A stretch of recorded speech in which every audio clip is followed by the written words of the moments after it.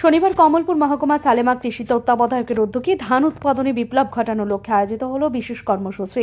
পূর্ব ডলিছড়া পঞ্চায়েতের সংলগ্ন এলাকায় মুখ্যমন্ত্রী ইন্টিগ্রেটেড ক্রপ ম্যানেজমেন্ট প্রকল্পের আওতায় কৃষকদের মধ্যে এসআইআর অর্থাৎ সিস্টেম অফ রাইস ইন্টেন্সিফিকেশন পদ্ধতিতে উন্নত মানের হাইব্রিড ধানের চারা রোপণ কার্যক্রম অনুষ্ঠিত হয়।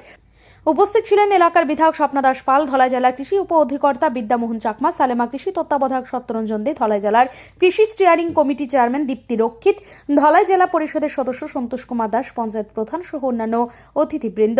অনুষ্ঠান শেষে বিধায়ক সহ অতিথিরা ও পূর্ব ডলুছড়া কৃষকরা নিজেরাই ধানের জমিতে নেমে এসআরআই পদ্ধতিতে উন্নত মানের হাইব্রিড চারা রোপণ করেন। এলাকার বিধায়ক স্বপ্না দাস পাল জানান, সালেমা কৃষি তত্ত্বাবধায়কের এই উদ্যোগ কৃষকদের আয় বৃদ্ধিতে গুরুত্বপূর্ণ ভূমিকা রাখবে। তিনি বলেন, আজ আমরা কৃষক ভাইদের সঙ্গে একসঙ্গে হাইব্রিড ধানের চারা রোপণ করলাম।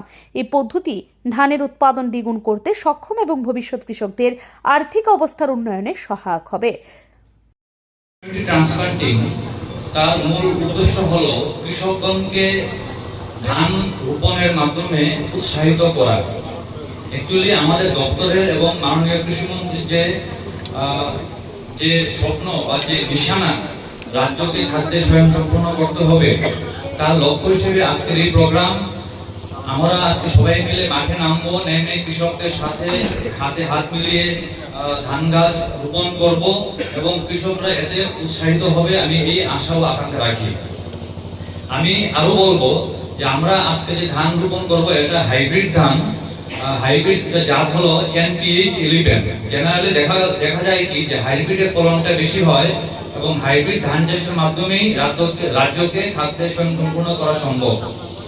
আমি এই প্রোগ্রামে আশা করি যে আজকের প্রোগ্রামটা অবশ্যই খুব সাফল্যমণ্ডিত হবে, এই আশা ও আকাঙ্ক্ষা রাখে আমরা সংক্ষিপ্ত। কৃষি দপ্তরের কর্মকর্তারা জানান, এসআরআই পদ্ধতিতে কম পানি এবং কম বীজ ব্যবহার করেও বেশি উৎপাদন সম্ভব, যা আধুনিক কৃষি ব্যবস্থায় একটি গুরুত্বপূর্ণ পদক্ষেপ। ব্যুরো রিপোর্ট, ঋদ্ধি নেটওয়ার্ক।